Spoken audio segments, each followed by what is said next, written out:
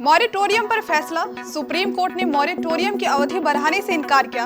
कहा पूरी तरह से ब्याज माफी भी संभव नहीं। नमस्कार, आप देख रहे हैं केबीसी न्यूज और मैं हूं आपके साथ शिल्पी।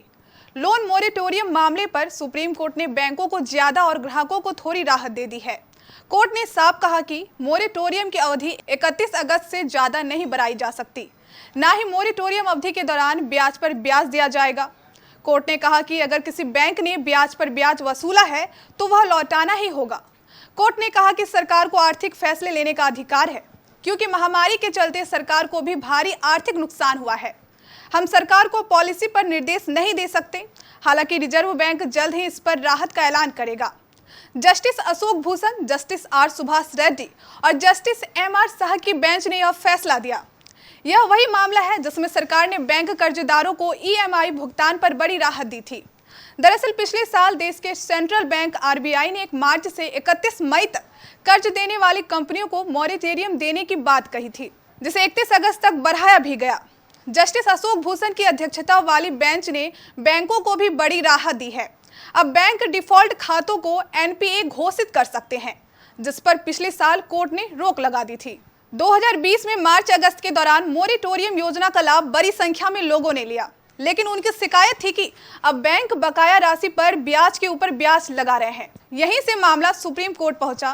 कोर्ट ने केंद्र सरकार से इस मामले पर सवाल पूछा था कि स्थगित ईएमआई पर अतिरिक्त ब्याज क्यों लिया जा रहा है। तो सरकार ने अपने जवाब में कहा कि 2 करोड़ रुपए तक के कर्ज के लिए बकाया किस्तों के लिए ब्याज पर ब्याज नहीं लगाया जाएगा।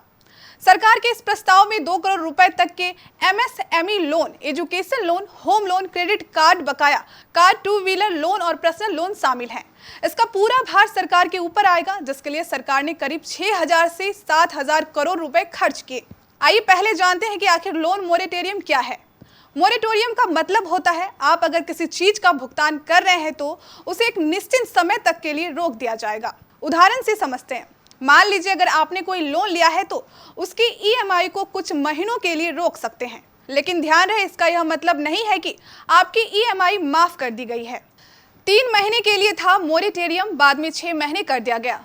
कर्ज भुगतान पर राहत देने के बाद आरबीआई ने बैंकों से कहा कि वे लोन का 1 टाइम रिस्ट्रक्चरिंग करें और इसे एनपीए घोषित ना करें। इसके तहत उन्हीं कंपनियों और कर्जदारों को शामिल किया जाए जो 1 मार्च से 2020 से 30 से ज्यादा दिन तक डिफॉल्ट नहीं हुए हैं।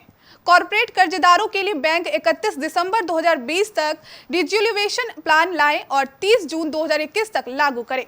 22 मई को आरबीआई ने अपनी एमपीसी बैठक में कहा था कि लोन मॉरेटोरियम को 3 महीने के लिए बढ़ाया जा रहा है।